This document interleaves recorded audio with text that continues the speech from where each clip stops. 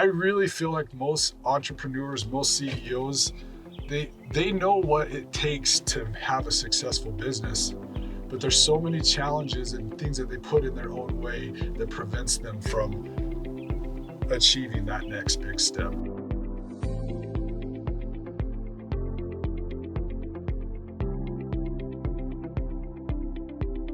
Hey guys, it's Wes Israelson with Give Us It podcast. I've got a very special friend here, someone that I highly recommend all of you look up to and talk to and reach out to because he's changed the course of my life. But from stuck to growth, creating double the revenue in a nonprofit, selling multiple businesses and exiting successfully, and just jumping. Yeah. Ryan Erickson, a good friend of mine. I just want you to intro your name. I want you to just say a little bit about what you do, and then we're going to kind of dive through all of that. You bet. So thank you for having me, Wes. I really appreciate it. My name's Ryan Erickson, and I'm the founder of Fulcrum & Co. And I started this venture a long time ago. I've been mentoring CEOs for a long time now, and I've learned a lot of lessons through those companies I started and exited, and through working at other corporations in very many different roles, in different C-suite roles. And Fulcrum is just a combination of all my successes, all my failures, everything that I've learned, and then everything that I've learned from other CEOs as I've mentored them, and put it into a platform that now enables me to help any entrepreneur at any stage, whether you're pre-revenue or you have revenue in the billions. Fulcrum & Co. can help you out, find the gaps in your businesses, in your leadership, in the different employees you have, and help you get to that next level. Because no matter what level you're at, you're always going to be stuck at some point. And how do you push through that, and how do you get through that? Yeah.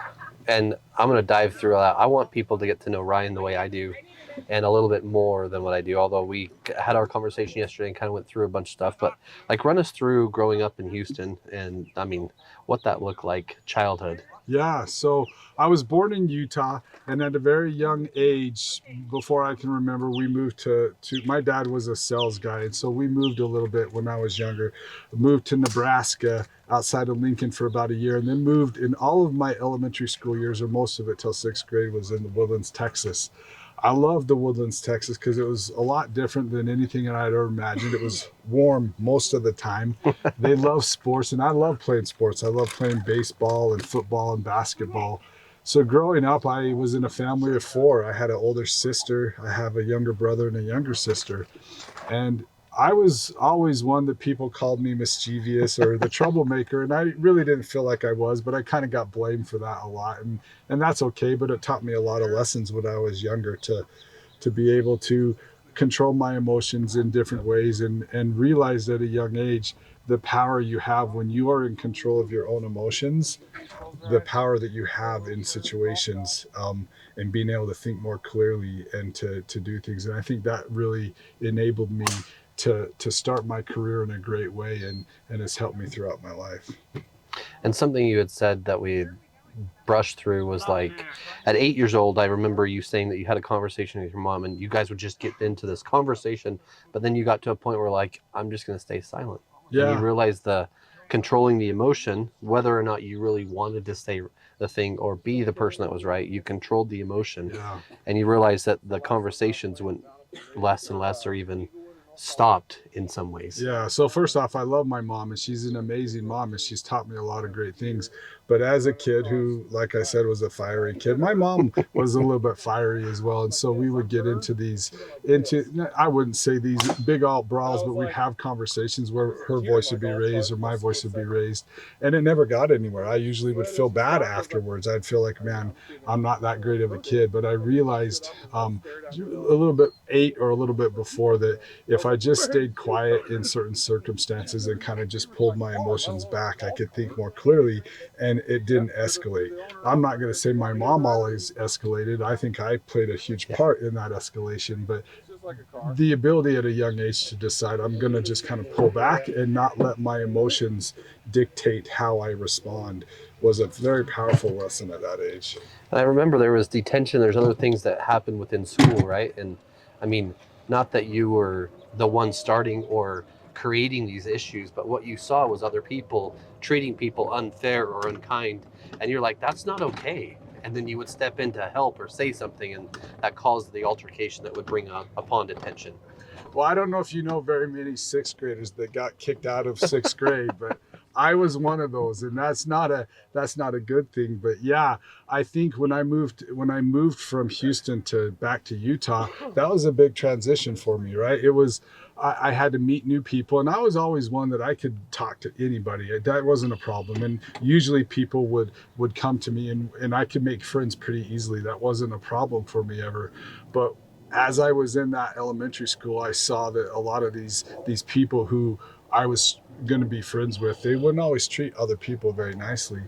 And I always felt like I wanted to make sure that because of some stuff, I just wanted to make sure that people were treated nicely. And I didn't care. And at that time, I didn't know how to have a powerful conversation with someone. So the way I did it is if I saw them picking or pushing on someone, I would go tell them it's not cool, and I'd push them back, and then that would get into a fight. And so I think I got into quite a few fights in sixth grade, and that caused me, long story short, that caused me to be kicked out of that school in Orem and get put into another school, which is a tough transition for a sixth grader for sure. And I don't know if there are, but let's just say there's parents or even children listening to this. What would you tell them what was like one switch or one transition or one thing that you were able to pull back, look and assess, and then realize that if I can control my emotion, I can different outcome. Yeah. What would you tell someone on how to do that? So it goes back to about that same time frame, right? I realized after getting kicked out of that elementary school, and I go to a new school and make new friends, and I think 2 weeks into being in that new school, I got put into detention with like 6 other people, and they were telling me that I was like this ringleader of this little, I don't even remember what they called it, little gang. I'm like, I've only been here 2 weeks. How can I be a ringleader of anything? And they put us in the furnace room, which is kind of crazy to think of now. And we had all these desks lined up, and they had a little punch card that if you did something you weren't supposed to do, then you got a little mark. And if you got 4 marks, you had to stay a whole nother week in detention. And they really isolated me and these other people from the rest of the school. We would have lunch after everyone else had lunch. We would go out into the playground area when there was nobody else out there, kind of just isolated out. And then in that moment, I realized that I needed to find a better way to be able to handle those situations. So I learned coming out of that detention that you can have a positive impact on people with just your words and with being who you are, that person, and having powerful conversations. So even at a young age, I realized that having powerful conversations with people goes a lot farther than any violence or any mischievous things. But I think as a 6th grader, you're still learning all that stuff. And I wasn't perfect at it at all then. I've had to spend a lot of time handling that. You've been around me a lot, and I try and keep a very level head, because I feel like if you're running an organization, and let's just take this last one I was in where we had 270 employees, there's a lot of emotion. There's a lot of things that come up. And as a leader, you have to be in the right mindset to be able to handle those situations. If someone comes into your office and they're very stressed out, or they're very anxious or very angry, if you rise to that level that they're at, that does them no good, and it does you no good. And so I always try and maintain a very level head, so that, at least for me, when I'm in that state, I can think more clearly. I can listen to promptings. I can do things much more efficiently when I'm in a state of calm, instead of a state of either very up and energetic or very down and sad. So that doesn't mean I don't get elevated at times or get sad at times, but when I'm trying to make a decision, or when I'm trying to run an organization, you've got to keep that level head, because that's really your biggest tool to solving problems. And even then, on that same note, if you are the leader, you are the CEO, you are the executive team, and you do lose your cool, you're teaching your team to do the same thing, right? Yeah. So it's bigger than just the thought of whether I can or can't. It's almost like with children. If you lose your cool, like maybe your mom or didn't do, or maybe you caused, maybe either way, right? I know that I did that for my mom, because I was a lot like my mom. Was pretty much the same. My dad Yeah. was like anyway. But run us through like high school and then as you progressed on. I know that I want to talk a little bit about the mission too. Yeah. But what was that like? I mean, obviously Texas to Utah 6th grade was a big change. Yep. A lot of people think back on junior high and high school and say, "Oh, I hated high school." I really loved it. I thought it was a lot of fun. You know, I was just having a conversation with some of the people we're golfing with today about social media now, and I'm like, I am so glad there was no cell phones when I was back in high school because of some of the dumb stuff we did. I wouldn't want that to be on film, but I feel like, I always had a lot of friends in high school and in junior high. I played football, was a pretty decent football player. But I just enjoyed having fun. I'm always someone that tries to have fun in any situation that I'm in, and I can be in any setting or any group, and I'm gonna try and just be myself. I find that people that when they get in those situations where they're new somewhere, they try and be someone they're not. They try and act cool or achieve or act like they've done some things when they haven't. And I think people can sniff that out. I think the best advice I give any entrepreneurs these days is just be you, right? Be confident in your abilities. It's got you to where you are as a CEO, but just be you. Don't try and be someone that you're not, because when you try and be someone you're not, that's when not good things happen. Yeah, and it's not authentic. It's not real. It's posture, right? Yeah, authenticity is a really big thing. Yeah, and I mean, you've helped me with that because we talked about it 3 or 4 years ago. Like, you are a be a badass CEO, right? Yeah. And today I am. I don't need to say I'm a badass CEO. I just know I am. And I can see that, right? It's you have to be positive in what you do and who you think that you are, because if you're not confident in yourself, no one else is going to be confident in you. And it's tough to be a CEO. It's tough to run an organization. You go through a lot of challenges, and I think where I've noticed mentoring a lot of these CEOs and being around a lot of high end executives, I've noticed something in them, and as I look back on my own life, I've noticed it in myself. And I've heard this phrase before, and I really like it. But I think the most successful people in this world have a lower threshold of what they think they need to know in order to take action. And that's something that I mentor a lot of these first-time CEOs or founders that are just starting an organization or starting a business. Sometimes the hardest decision is to make that first jump, and you can talk yourself out of it because you think you have to know everything before you make that leap. And I'm a living example of that's not the case with my first company. And so sometimes you got to have that confidence and belief in yourself that you might not know it now, but you're going to put the work in and you're going to figure it out, and it's going to be successful. Yeah, and I mean, on that note, like going through a mission, going to Canada, right? Mm-hmm. And Yep. then Toronto, Canada. you were horse playing around with one of your companions, and something serious happened. What happened? Yeah, so I hurt my neck. So what I did not know playing sports in high school and things is that I've got a very narrow neck. So in my spinal column in my neck is very narrow, more narrow than probably half the size of what other people's spinal column is. And so a companion I had, we were just wrestling around. We were having a lot of fun, and I jumped from my bed to his bed and tackled him into the wall, and my head went through the wall. And when I landed on the ground, he had 2 broken ribs. I literally couldn't move, and that really kind of scared me a little bit. And so a neighbor lady, because we were in an apartment, heard my companion screaming, came in, and there's these 2 19-year-old guys laying on the ground, and we He's crying every time you scream because he's breathing and it's hurting. And so we went to the hospital, and socialized medicine, I had no insight into what that was like. But being in Toronto, Canada, we go to the hospital, and I'm getting x-rays and stuff. And I would say about an hour later, I started getting feeling back in my arms, and I could move around.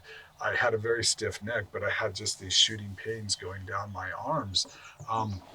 And the doctors, I was there for about 8 hours, and the doctors say, well, yeah, you definitely had something that happened to you, but we think you're going to be okay. Just go home and put ice on it, and I think you'll be all right. And I'm like, I couldn't move like 6 hours ago. I don't think that's right. And they said, well, you need to go to a specialist. And so I tried to get to a specialist, but because of the time of year, a lot of those specialists were not seeing new patients. And so the LDS Church flew me back to Utah, where I ended up having a surgery from a neurosurgeon in Utah County at the Utah Valley Regional Medical Center. And I ended up not getting released from my mission, but I have to recover, and I finished my mission in Phoenix, Arizona. So you go from one extreme to the other. Very brutal cold in Ontario, Canada, to Phoenix, Arizona, which is pretty warm.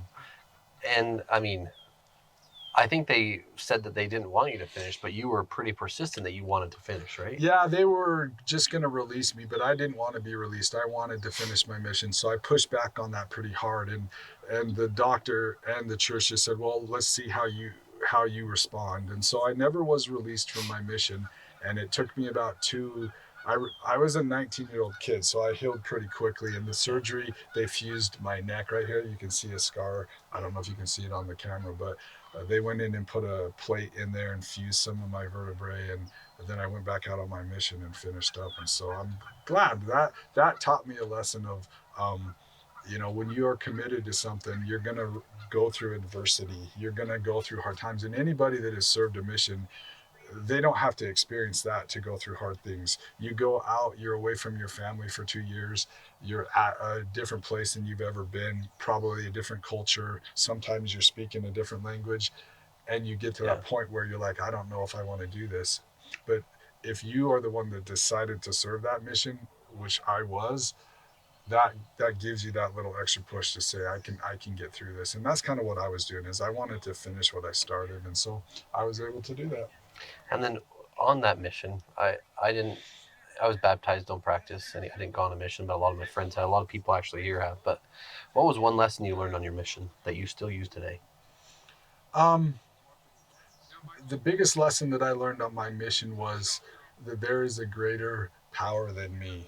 That there's a God in heaven that loves each and every one of his children, no matter what their beliefs are, no matter what they've done in their life. And I think the biggest lesson I learned is that because of that knowledge that I have of a loving Heavenly Father and a Savior, Jesus Christ, it's enabled me to tap into that spirit, and it has enabled me to be able to do bigger things than I thought that I could do. And so I think for me, it was just tapping into that knowledge of that there is a bigger cause than me, there's a higher power than me, and if I can keep in tune with that, I think I'm going to be okay. And I want to jump now to what you had said earlier about just jumping to start a business. You started, you were working for a company, yes. Right? So when I got done, when I got married to my wife, Heather, she had gotten pregnant, and I had not gotten my first real job yet. And I think I started that job about 2 months before our son was born. And it was a software company called Vinca Corporation. And a family friend and a mentor of mine, Greg Butterfield, was the president of that organization. And he was the one that helped me get my foot in the door. And I think that a lot of times when people are trying to find jobs, it really boils down to who you know sometimes. And that will get you in the door, but it won't get you past the door. Once you get in, it's really up to you to decide what you want to do. So I started in inside sales with that company, and I knew that I wanted to be more technical. I knew I wanted to do more things. And so I thought that I wanted to be a sales engineer. But to be a sales engineer, you had to know the product really well. So I said, I want to go over into support, because that's the best place that I can learn the product. And when I got over into support, I really loved it, and I excelled. And then I got into consulting. That company, Vinca, got bought out by a company called Legato out of California, which was a tape backup and hardware company. And I kept working for them more in the consulting side of things. So now I would go on customer sites, and I would install products, customize code, change things, and make applications more highly available and failover proof. And then that company got bought out by EMC, And through that time, I learned a lot. I think something that shaped me the most in helping CEOs was my last job at EMC. My whole role was to save a lot of the top end clients for EMC. So if there was a customer that was going to leave EMC, it was my job to go out, talk with the C-suite, talk with everyone in the organization that I need to understand what their issues were, what they needed, and then come up with a way to solve that problem for them.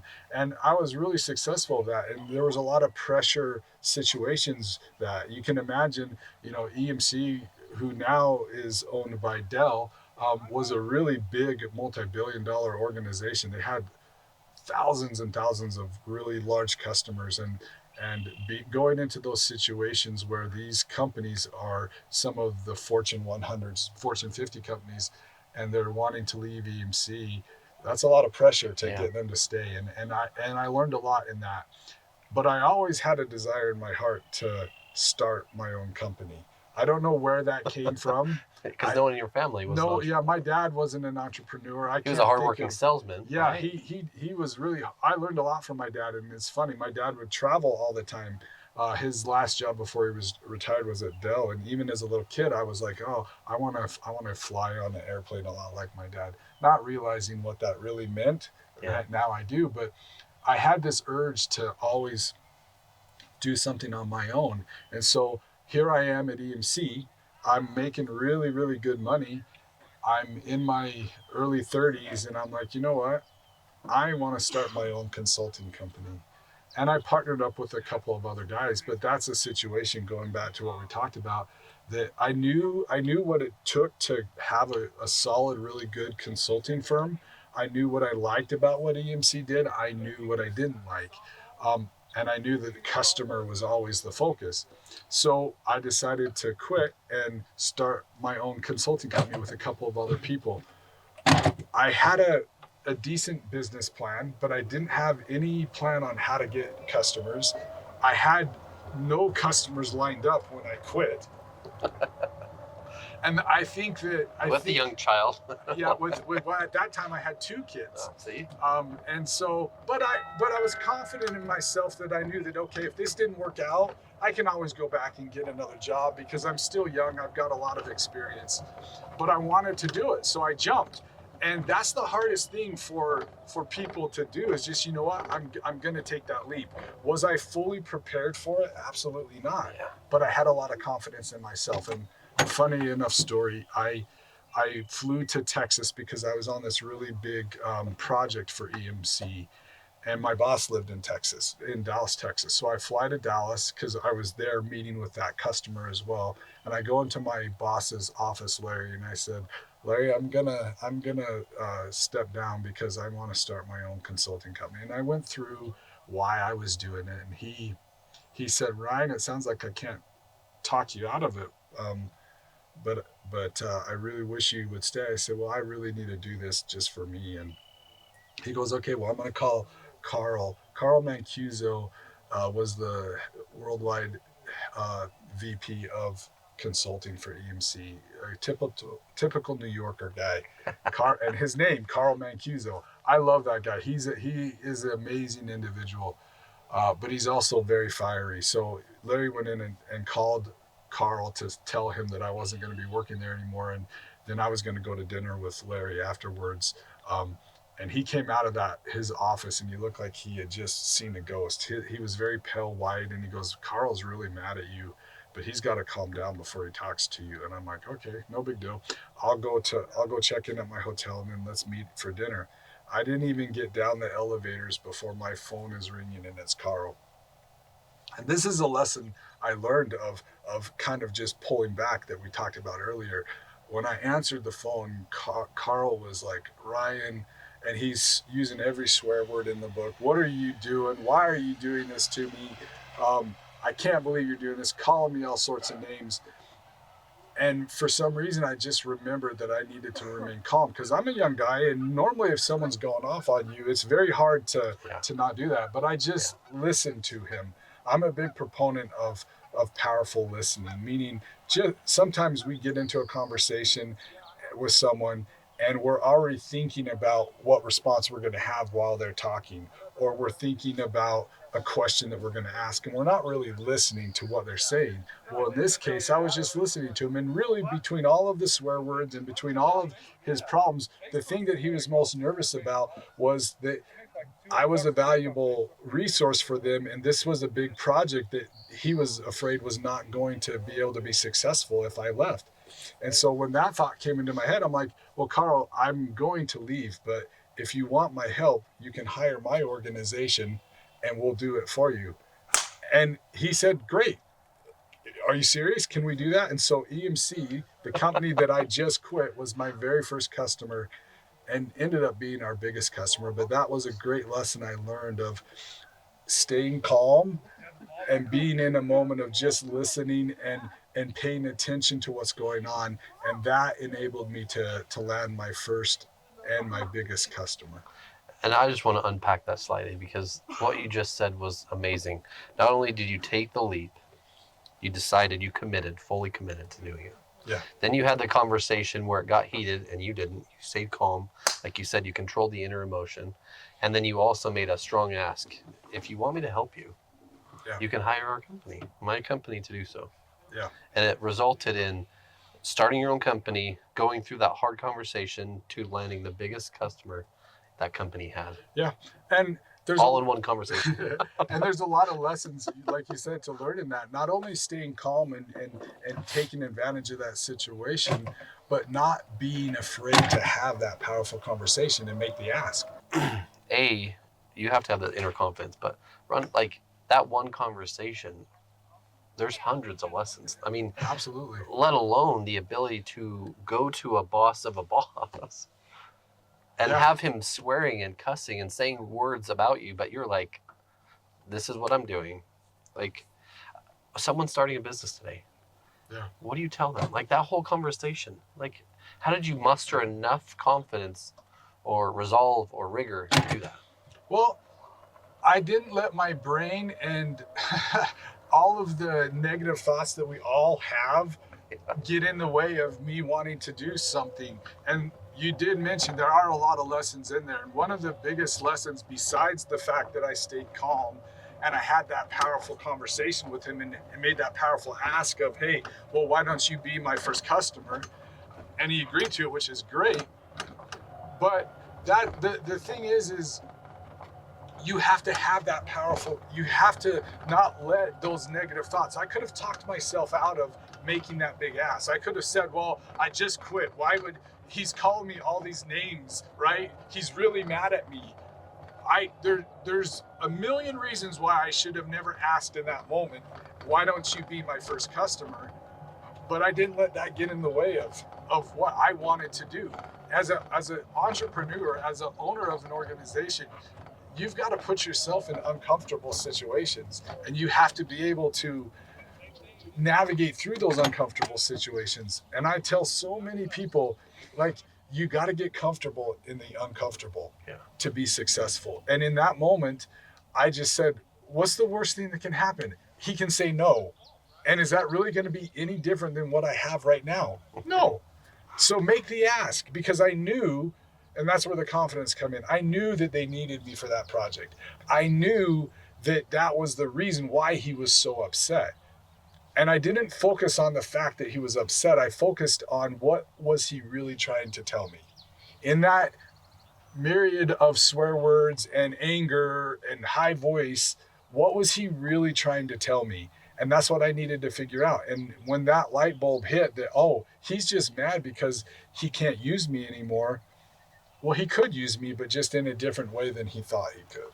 And what you just did is you calmed your emotions. You opened up the master listening or powerful listening, right? Understood what his fear or issues were, and you proposed a big ask. Yeah. Well, then why don't you just hire me to do it for you? Yeah. And that turned out to be really, really a great thing for that company. We grew pretty big, and part of that was the partnership with EMC, to the point where a lot of their national sales teams were using our guys more than they were using the internal consulting company. And I learned a lot in that company before I exited out. We grew very fast, and there's always challenges in growing, and sometimes you have to make really difficult decisions. And I think one of one of the biggest things I learned from that company was, as we started to grow consultants and we got pretty big, it became very important to me to make sure that everyone that went out on site to these customers, because back in the day it wasn't a lot of remote work. You were on site with the customer, you were implementing the software or hardware, you were customizing it, you were talking to them. But EMC was in this mode of purchasing a lot of companies, and so I felt bad for the sales team, because all of a sudden, one week they've got 10 new products that they can sell, and how do you merge them together with the solutions that you have? And so they would sell these products not really understanding how they could work together. And so when my guys would get out on site, the customer would say, well, this is what we want to have done. And my guys would be like, well, it can't do that. They can't work like that together. But I really preached that listening. I preached making sure that the customer was happy. And so by the end of the engagement, they did a really good job of communicating, because the challenges of hiring the right people in any organization, you have to realize and understand what is the skill sets that you have to have? What are the must-haves? Because no one's a perfect candidate, right? But what are the skills that you absolutely need to ensure that they're going to be successful?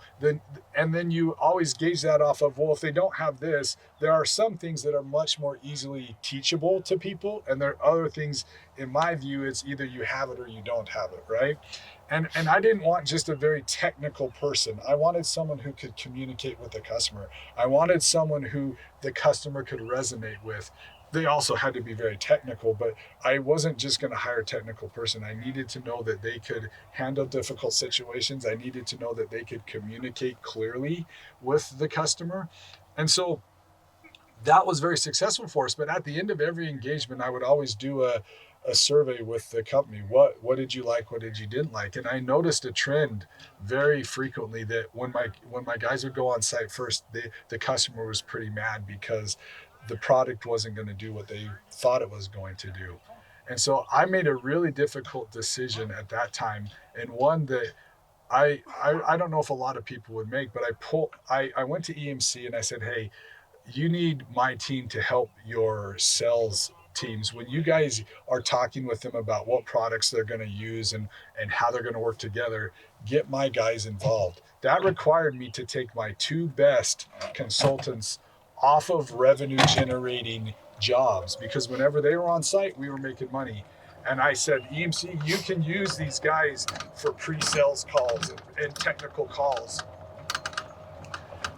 That made a dip in our organization of probably about $1 million in revenue that year. Here's what happened. As those two guys started helping EMC's sell team, they started having more and more happy customers. Customers were now recommending other customers to buy EMC products.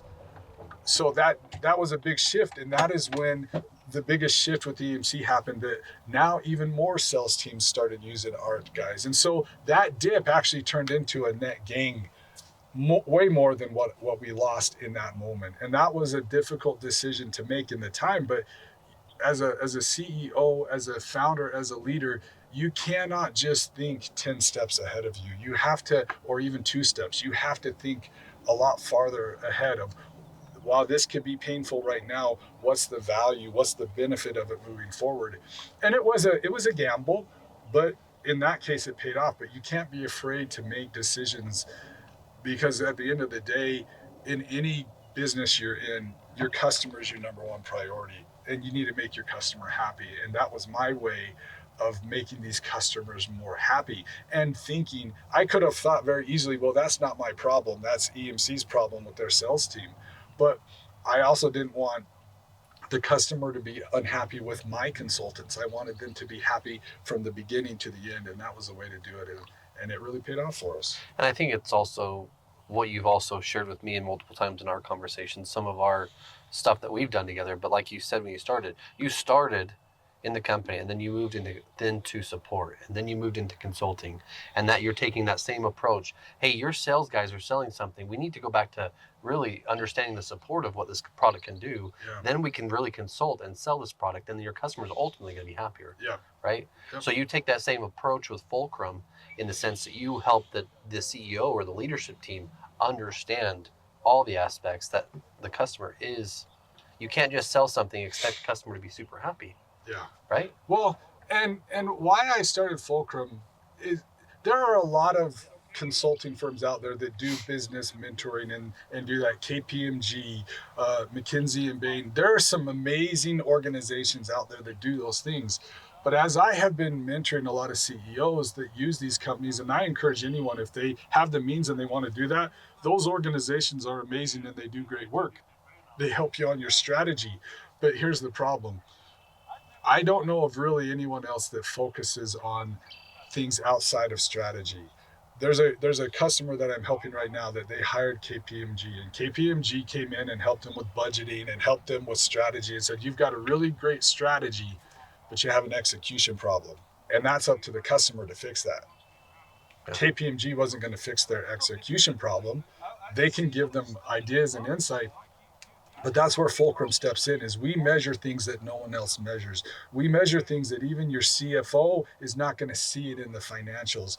We go in and we ask a lot of questions of not only the CEO, but if it's a larger organization, we talk with the heads of all the different departments. We talk with their board. And what we're trying to do is make sure we find the gaps and the holes in the execution and help them see that. A great example of that is someone that I helped several years ago. He came to me. He was a software company, a SaaS company in the health side of things. They had a CRM, and they were a $50 million a year organization. And he was trying to get to 100 million. And he had been trying for probably about 3 years. And he asked me if I would come consult with them and help them fix this problem. And at the time I was working with Kids on the Move, and I'm like, well, I can't do that right now. I'm here at this organization helping them out. He said, well, can you mentor me? I said, well, what do you mean by mentoring you? He goes, well, just let's have some phone conversations and maybe you can walk me through some of your ideas. So we started to do that.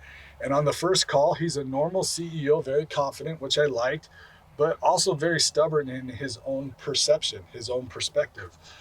And so the conversation didn't really go anywhere. Second conversation we had about a week later, it started down that same path. And this is where those powerful conversations come in. And so I just said, hey, I have one question for you. And he goes, yeah, go ahead, ask. I said, what's your ultimate goal here? He goes, well, I want to get to $100 million. I said, and how long have you been trying to do that? For 3 years. And that's when you've got to be able to push back on these guys and be honest with them. A lot of people aren't willing to do that. I said, well, you've been trying for 3 years and it's not working. So don't you think you might want to try something different than what you're doing? And that's when he kind of put his barriers down. He said, okay, well, what do we got to do? And I'll try and speed the story up. You're good.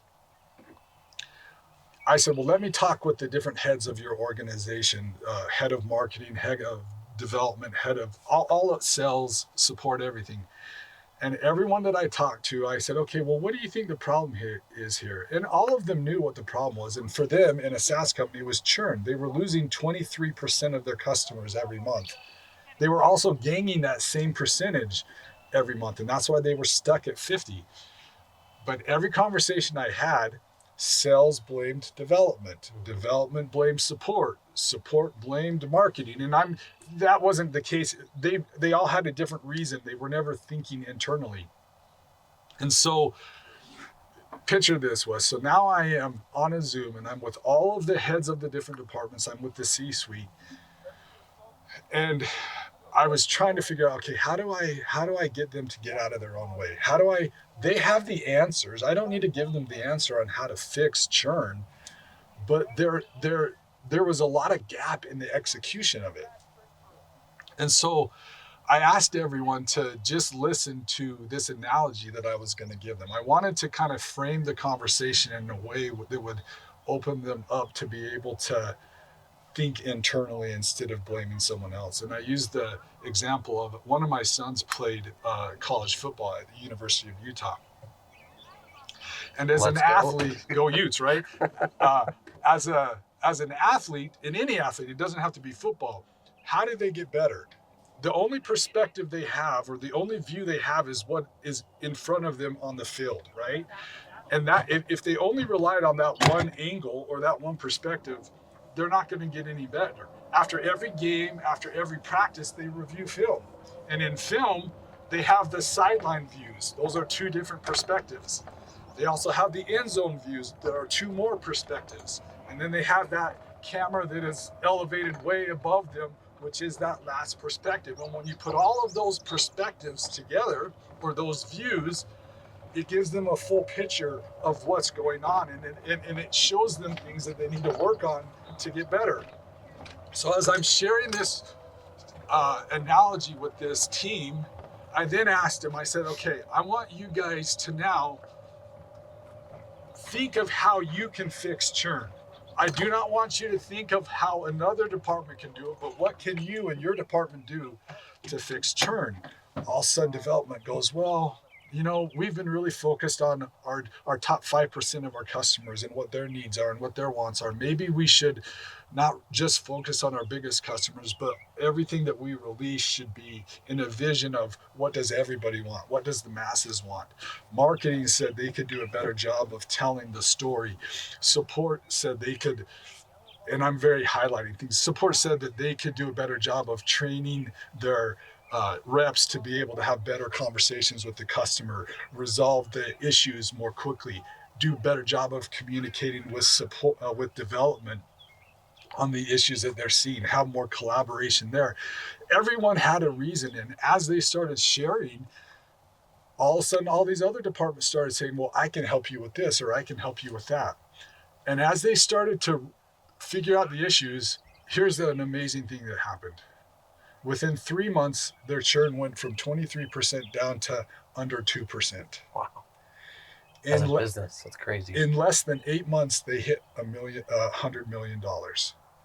3 years later, they were at $800 million. Oh my gosh. I just heard from him. Now this has been about 4.5 years. This year, they're on target to hit over $1 billion in revenue. Now that wasn't me doing that, but it was Fulcrum and what I do that enabled them to open their mind to challenge their own perspective and look at it in a different way. I really feel like most entrepreneurs, most CEOs, they know what it takes to have a successful business, but there's so many challenges and things that they put in their own way that prevents them from achieving that next big step. So in that case, that was a more successful company trying to get to that next level. People who are starting out, I'm doing on my social media for the next 20 days. What is that? Just so people know. It's at Ryan Erickson 74, and then Fulcrum and Co is also another handle. But on my Instagram handle, I really wanted to focus on the pre-revenue to $1 million founders because they face so many challenges. I've been there. I've experienced that. I know the challenges that come from that. And the biggest this week has all been focused on you are the bottleneck. Too many times we get into a business and we start it and we think there's a golf ball. Too many times we try and do everything when we start out the organization, and we're just thinking one day ahead. And so we are the best salesperson. We are the one that has to make all the tough decisions. And when we hire people, people are always coming to us to solve the problems. And when you do that you quickly become the bottleneck, and that's when your company stalls. A good example of that is Fulcrum and Co myself, right? So I've been mentoring for many years, and I've been doing Fulcrum and Co for a long time. Sometimes when I'm working at another organization, it's part-time. But I've taken all of the history, everything that I've learned, all the lessons, and I've been able to automate things in a way that now, instead of helping 4 or 5 customers at a time, I can help 40 customers at a time. And because I wasn't thinking just 2 steps ahead, I was thinking, this is what I challenge founders to do that are in that realm. I don't want you to think about what you should be doing when you hit $1 million. I want you to think, what does it look like, and what should you be doing, and what should everyone else be doing when you hit 5 million, when you hit 10 million, and prepare now. So with Fulcrum, I created a platform. So every question that I've ever asked any CEO, I have this in the platform. So what I've done is each tier has different, very specific questions that we ask them. And in that platform, I have, for every question, I have, why is this important? What am I trying to get out of this question? And we have a scoring rubric that helps them answer it in a way that if you answer 1 to 2, if you're in this mode, or this 3 to 4, if you're in this mode. And all that does is it enables me to get that data into one spot. And then instead of when I asked those questions in the past, I would then go and it would take me 3 weeks to create all the reports, to create the pro formas, to do whatever it was that I needed to do. Now with this platform, I've spent a lot of time putting my brain, my thoughts, everything that I've learned into it, so that now the questions get asked, they get entered, and then within 5 minutes, all those reports that took me several weeks to do are now generated in my voice in what I would do. So what does that do for me? That removes me as the bottleneck. Now, as I get more and more customers, I can have other people ask those questions. I can have other people enter it, just like it was me doing it. And the output is going to be the same and consistent for everybody. They're going to get the same amazing data and reports and help that they need as if it was me doing it. But I only had to do it once to put it into the system, and now it's repeated. And so that was my way of taking the lessons that I teach everyone else and saying, okay, with Fulcrum, I'm going to automate as much as I can so that I don't be the bottleneck. And on this, I just want to tie back to something, because I also want to lead into it in the sense of I owe Ryan here a lot.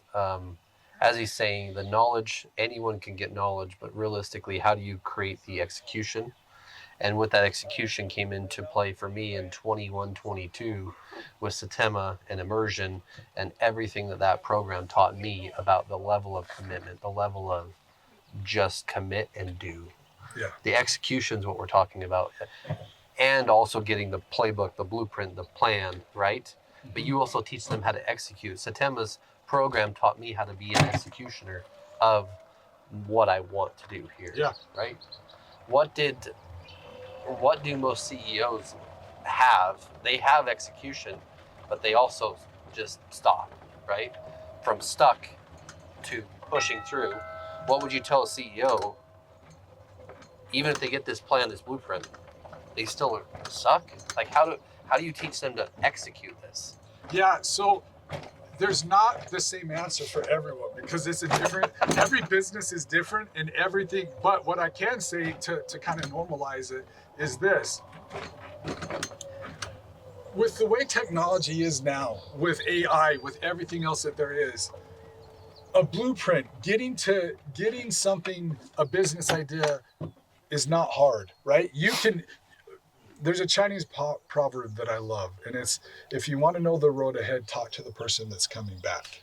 So in the past, we always had to get in the room with someone that's already done it. And I still encourage everyone to do that. If you want to be a certain type of person, then surround yourself with those type of people. That's how you're going to become that. If you surround yourself with people that aren't motivated, that aren't wanting to do big things, that aren't powerful in and of themselves and confident, they're going to drag you down instead of you lifting them up.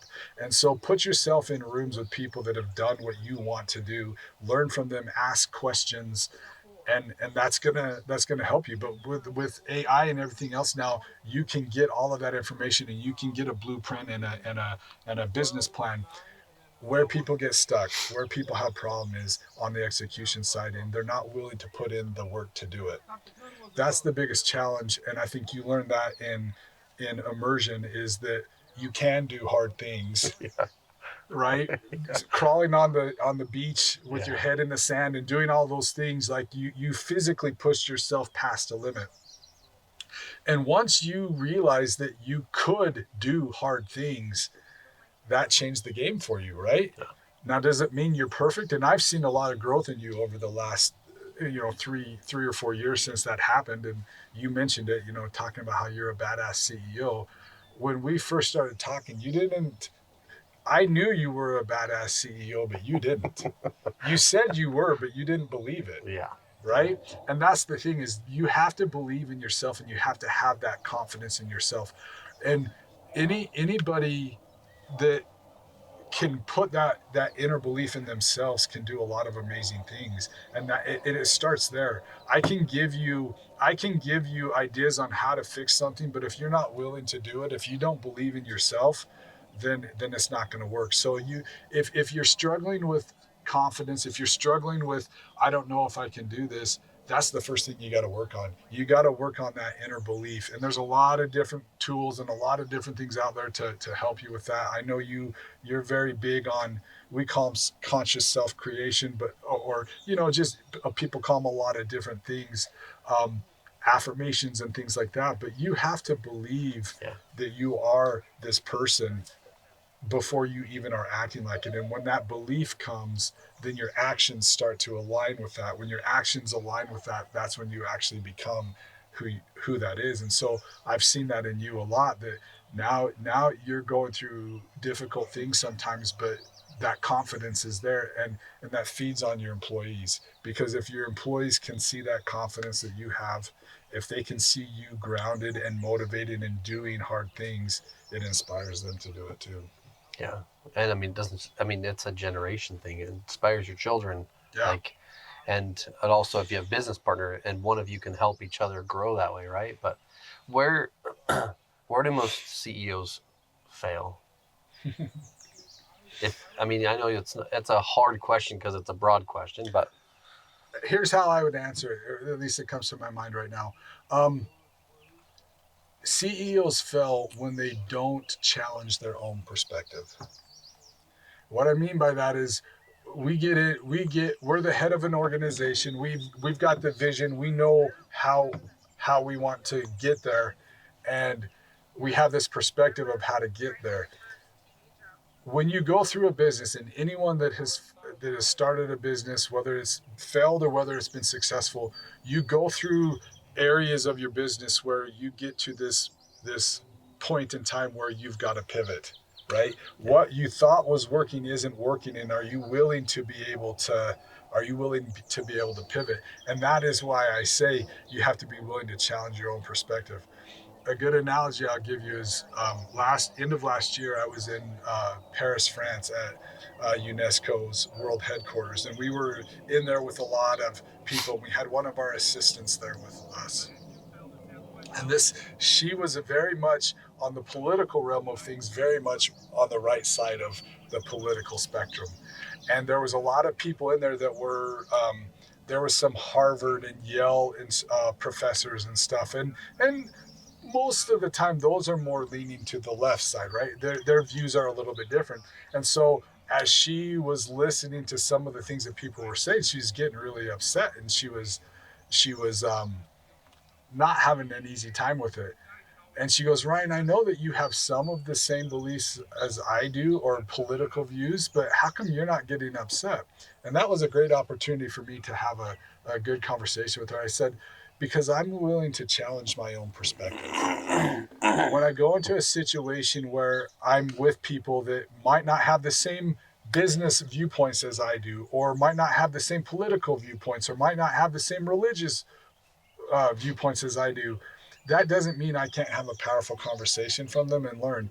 And when we challenge our own perspective, some people think that means that it's gonna change your perspective, and sometimes it does. Sometimes it empowers your perspective, or strengthens your perspective even more. And so that's what I would say the biggest challenge that CEOs and founders have, is they're not willing to challenge their own perspective. They're not willing to listen to other viewpoints, take it in, analyze it, digest it, and say, is this something that can change my view, or does it strengthen my view? And both instances are a success.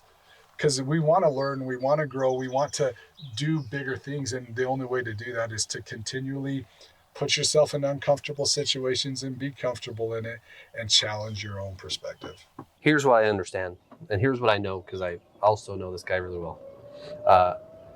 We are the head coach, and we're only looking at the one view. What Fulcrum's doing, back to your analogy of sports, is they're taking film from sideline, from above, coach's view and the player's view, and you're putting it all together so that you have the best information, the best resources, and the best strategy plan blueprint with the actual head coach to make the call move forward, right? Yeah. And you're giving that to the other coaches, you're giving it to the other team members, so that everyone can make the best decision with the most information at the time, not just in our one plane view, right? Sometimes I think when people are reaching out to me or Fulcrum, they're a little hesitant. I'm sure they're like, oh, you're going to come in and you're just going to say that I'm doing something wrong as a CEO, right? Or they think that I'm just coming in to say everything that they're doing wrong. And that is not even the case at all. A lot of times they're not the bottleneck. A lot of times they're not the problem, but where they are failing is maybe they're not communicating that same vision to their other executives in the same way, or there's a misalignment in the C-suite team or with some directors or with some VPs or with the employees. And by asking, I don't only interview the CEO, but I interview a lot of other people and ask very, very specific business questions that unearth where some of those gaps are. And then when you put it all together, that's where the reports come in. And that's where I give you a 90-day blueprint of some things you can work on to fix those issues. I give you a lot of insight. I look at the financial side and say, here's some of the gaps that are hurting you. And that example I gave of that software company is a great thing. I mean, that's why I called it Fulcrum, because small changes, little tiny tweaks can make massive improvements in your revenue.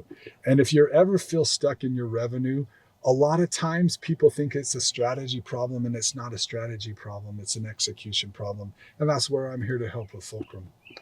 That's awesome. How do people get a hold of you? Well, you can go to fulcrumandco.com. So fulcrumandco.com. You can check out my Instagram handle, and I'm sure Wes, you'll put that on the podcast, on the videos, at Ryan Erickson 74. Reach out to me, DM me. I'd love to help. That's what I'm really passionate about. And if there's any of these, if there's anyone that is just starting their business and they're feeling stuck, or they're a $1 billion organization, I have helped CEOs and organizations from pre-revenue all the way up to unicorn companies. And I love doing it. I love helping out businesses achieve the goals that they want. And that's what Fulcrum's all about. And that's also about for-profit and non-profit side, right? Sure. I mean, that was a big learning curve for me going to a nonprofit. All the leadership skills that I had didn't always necessarily work at a nonprofit. And that nonprofit had about 95% female, which is an amazing thing. And I love doing it, but there was some challenges there too.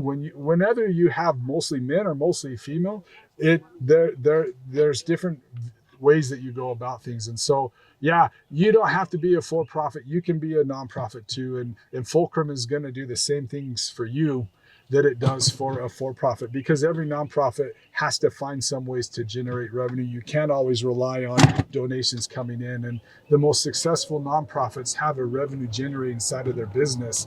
And that's what I help with. Yeah. So think of Fulcrum differently than just growing your company. Think about, what is your legacy going to be, right? What is that actually going to be? Absolutely. And I just want to say, seriously, thank you. Thank you. You've helped me a lot. So guys, Ryan Erickson is someone you need to know. We used to call him Senator Erickson, but reach out to him. And if you know someone struggling, this is your guy to help you. So guys, this is Give Us It Podcast. We're here on the course. There's a damn lawnmower back there, but it's all good. Love you. Thanks.